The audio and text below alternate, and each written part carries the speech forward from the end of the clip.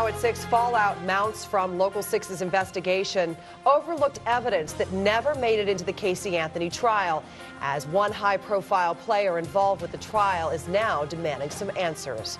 Good evening, I'm Lauren Rowe. And I'm Gard Swanson. Today, the state attorney announced he wants to meet with the sheriff to review exactly what happened and why. Local 6's Tony Pipitone broke this story last night at 11 o'clock. A lot of new developments tonight. Now, when you're talking about the state attorney, you're talking about Lawson Lamar, Exactly. Correct? Lawson Lamar's office told me today that he will soon try to be discussing what we uncovered with Sheriff Jerry Demings and his lead prosecutor on the case, Linda Drain Burdick. He's not yet questioning their actions or inactions, but even as he nears the end of his service as state attorney in January, it's clear Lamar wants to know what happened and why. And judging from reaction to our investigation, he's not alone. For weeks at trial, Jose Baez sat next to Casey Anthony just waiting for the bombshell to explode. A computer search leading to a webpage discussing death by poison, suffocation, and plastic bags. Exactly what the state claimed was used to murder Kaylee. But the bomb never went off, Local 6 revealed last night, because prosecutors went to trial without 99% of the computer's browsing history from the day Kaylee died. Local 6 legal analyst Luis Calderon could not believe what we uncovered. It was shocking. It was simply shocking that this evidence went undiscovered until after the fact. And to know that those searches occurred on the afternoon of the last day she would be alive.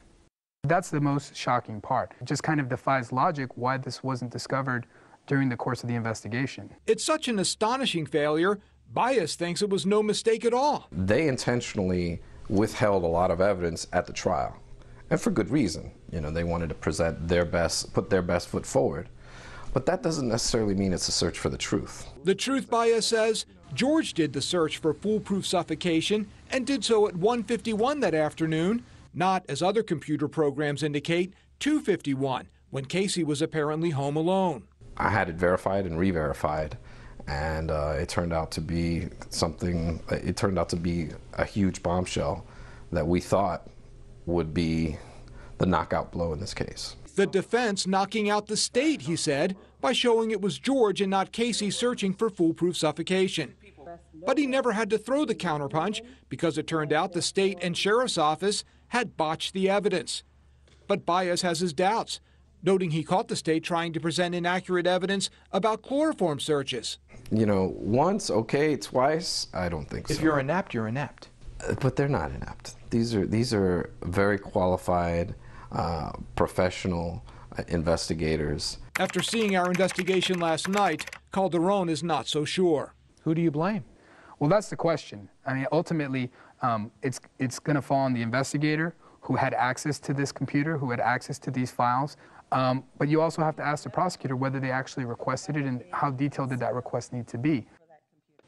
Well, the prosecutor did request browser history from the sheriff, but he came just 2 months before trial and was not very specific or forceful. The sheriff's office admits it tried and failed to extract the browser and provided less than 2% of that day's activities to prosecutors when they wanted everything that happened that day. I have to wonder what kind of finger pointing is going to go on from this point forward. Lawson Lamar says that he wants some answers, but he's not even going to be in that office long. Yeah, he's being replaced by Jeff Ashton, one of the Casey Anthony prosecutors, who has named Linda Drain Burdick to be his number 2 in the office.